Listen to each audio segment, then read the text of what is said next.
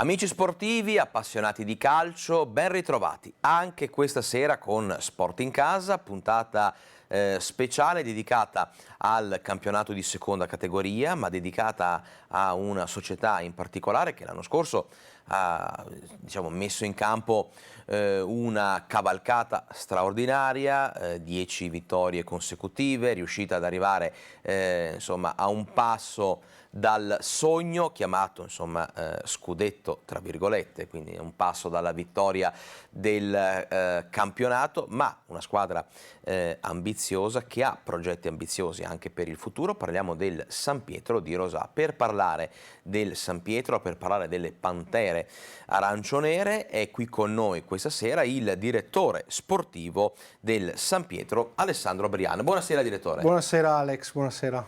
Allora direttore, iniziamo subito con una domanda un po' scomoda, però vanno fatte anche quelle. Quanti rimpianti ci sono guardando la stagione che si è conclusa? Perché?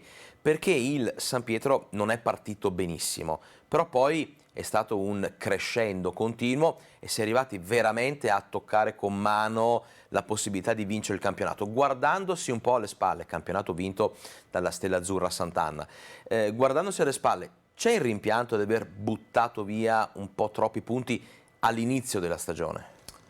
Guarda Alex, un po' sì, noi siamo partiti zoppicando, dopo 6 giornate avevamo 2 punti in classifica, eravamo ultimi, lì è stato un momento di difficoltà, però la società è stata bravissima, è rimasta tranquilla, ha dato fiducia al mister, ha dato fiducia al gruppo. Passata quel momento difficile abbiamo iniziato un recupero straordinario, conclusoci con il secondo posto in classifica.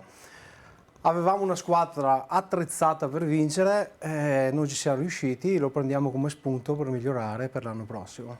Possiamo dire, non per fare nessun tipo di sviolinata alla società o al direttore che è qui presente, ma siete stati bravi a mantenere dritta la rotta, perché non è da tutti, insomma, nel calcio poi di oggi avere la dote della pazienza, della lungimiranza, perché effettivamente dopo 6 giornate avere 2 punti in classifica, una squadra che partiva con delle ambizioni importanti, magari a qualcuno sarebbe anche potuto venire in mente: cambiamo allenatore, è tutto sbagliato, stagione da buttare via. E invece, insomma, forse è stato il gruppo, la compattezza, il segreto che vi ha fatto risorgere, insomma. Ma credo di sì, e anche l'essere partiti l'anno scorso con un progetto di 3 anni. Ci siamo confrontati col presidente Roberto Piotto, col direttore generale Gabriele Piotto, abbiamo detto: il nostro progetto è di crescita nei 3 anni. Abbiamo fatto investimenti importanti sulle persone. L'allenatore Stefano Battistella è prima di tutto una bravissima persona e questo ci ha fatto credere nella scelta e perseverare, e il risultato poi è arrivato. E adesso, insomma, guardiamo un attimo al futuro, presente barra futuro, perché oramai, insomma, il prossimo campionato sembra lontano, ma in realtà non è che manchi moltissimo. Prima di parlare di mercato, perché chiaramente col direttore sportivo dobbiamo toccare anche questo argomento qui, facciamo una piccola valutazione generale sul format dei campionati. Ora è tutto in fase di perfezionamento, bisogna aspettare ancora qualche giorno l'ufficialità di che aspetto avranno i prossimi gironi, però partendo dalla considerazione che in eccellenza saranno 2 gironi da 19 con 5 retrocessioni, sembra che la percentuale predominante di società dalla promozione in giù stiano caldeggiando, scegliendo gironi da 18 squadre per la promozione per la prima categoria. In questo caso verrebbero creati gironi da 16 in seconda categoria. Scelta giusta o il direttore Brian preferiva magari gironi da 14? Quanto più difficile diventa, insomma? Allora, il girone da 16 porta un vantaggio e uno svantaggio. Il vantaggio è che hai più partite che ti danno possibilità nel lungo termine di creare il valore corretto delle attività in campo.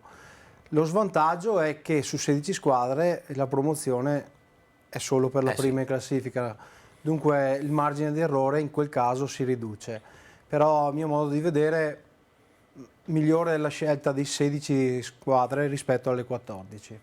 Quindi meglio gironi da 16. Ora Va detto che queste sono insomma, notizie che non hanno ancora l'ufficialità, bisogna attendere appunto che il Comitato regionale Veneto si pronunci su questo.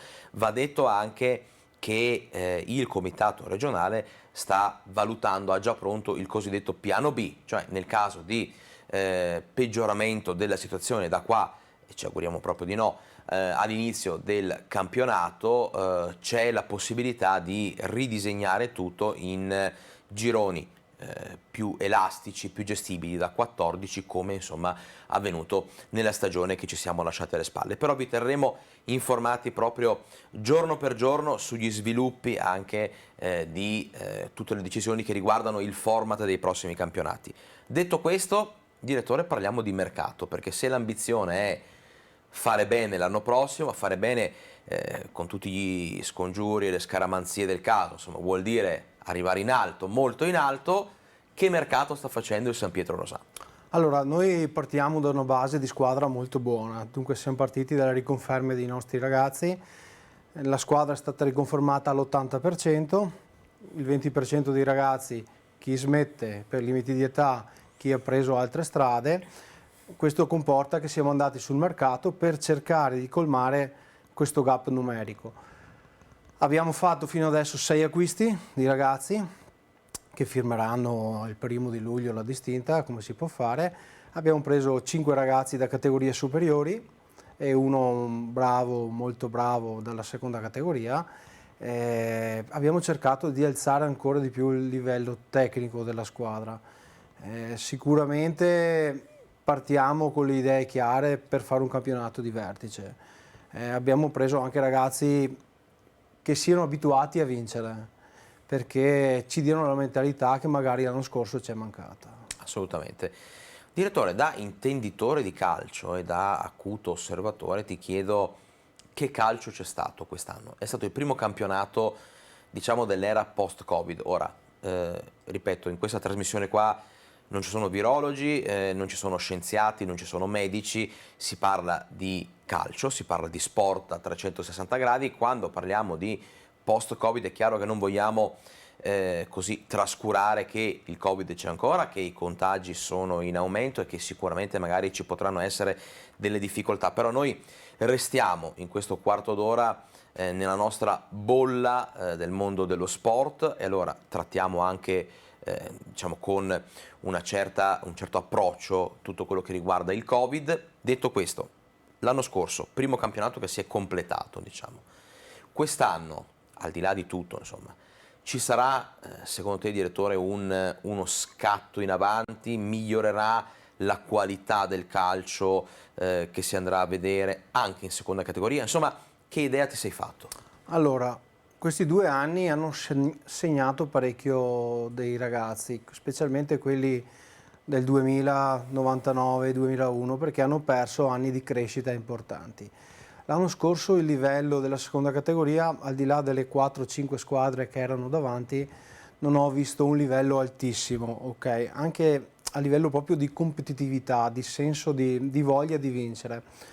Credo che aver concluso il campionato ha comportato che l'anno prossimo ci sarà un miglioramento da questo punto di vista, perché vedo ragazzi che hanno voglia, hanno ritrovato lo spirito competitivo, la voglia di vincere, la voglia di lottare, di fare sacrificio, perché andare allenamento la sera è anche sacrificio, però vedo un lato molto, in una fase molto di miglioramento su questo, dopo 2 anni oggettivamente difficili. Assolutamente. A proposito di insomma, giocatori che hanno avuto un po' di difficoltà in questi 2 anni, dobbiamo parlare dei giovani, che sono sicuramente la fascia d'età che ha avuto più problemi, ma noi abbiamo ancora tutti nelle immagini, abbiamo mandato in onda proprio noi di Sport in Casa una puntata speciale qualche giorno fa sul Memorial P8, una manifestazione che ha visto protagonista il San Pietro Rosà nell'organizzazione e quant'altro.